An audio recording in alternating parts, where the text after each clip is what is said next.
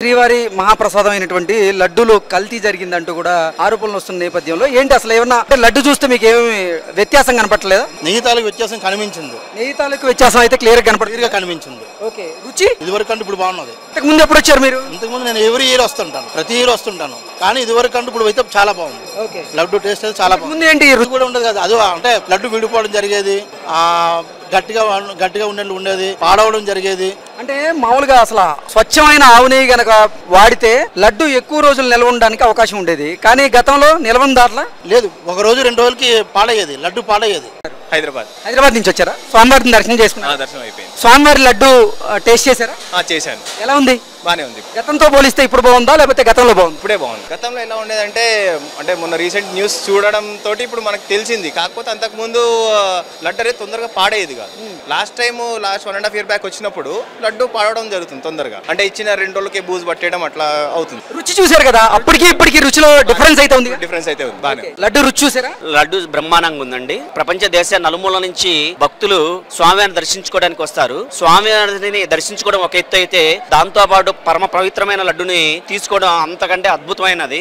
ఆ లడ్డు గత 2 ఏళ్ల కింద నేను వచ్చానండి, సరిగా లేదు. ఇప్పుడు కేవలం లడ్డు కోసమే ఆ స్వామివారి కృపతో లడ్డుతో పాటు గత సంవత్సరం కాడికి ఇప్పుడు ఇచ్చారండి, వడ కూడా ఇచ్చారు. అప్పుడు ఇవ్వాల, అడిగితే కనీసం ఉంచుకొని కూడా ఇవ్వాల. ఇప్పుడైతే బ్రహ్మాండంగా ఏది కావాలన్నా గానీ సమాధానం చక్కగా చెప్తున్నారు. పలానా చోటికి వెళ్ళండి, మీకు లడ్డు కావాలంటే స్వామివారిని దర్శించుకోపోయినా గానీ పైన కౌంటర్ లో ఇస్తున్నారండి. స్వామివారిని దర్శించుకున్న వాళ్ళకి ఇస్తున్నారు, స్వామివారిని దర్శనం లేని వాళ్ళకి లడ్లు ఇస్తున్నారు. గత సంవత్సరంలో లేదు అలా.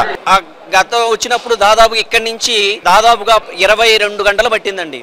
2 years బ్యాక్ వచ్చాను, 22 గంటలు పట్టింది దర్శనం. అప్పుడు సరిగా ఏమి లేదు సమకూరలా. ఇప్పుడైతే వెళ్ళంగానే మాకు డైరెక్ట్ క్యూలో చేసాము. పాలు దాంతో పాటు ఉప్మా ఇచ్చారు రాత్రి.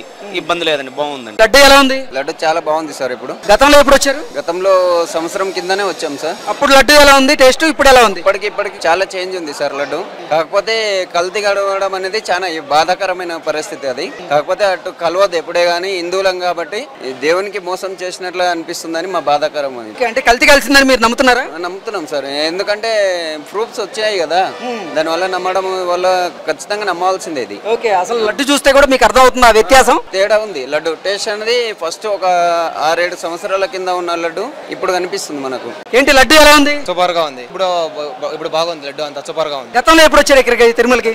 లాస్ట్ 8 months బ్యాక్ వచ్చా. ఓకే, అప్పుడు ఎలా ఉంది లడ్డు, ఇప్పుడు ఎలా ఉంది? ఇప్పటికి పర్వాలే, బాగుంది. ఇప్పుడు చంద్రబాబు నాయుడు, పవన్ కళ్యాణ్ వచ్చినప్పటికి సూపర్ గా ఉంది.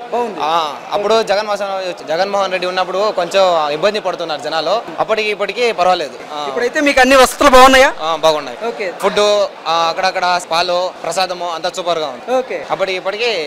అప్పటి కంపేర్ చేస్తే ఇప్పటికి బెటర్.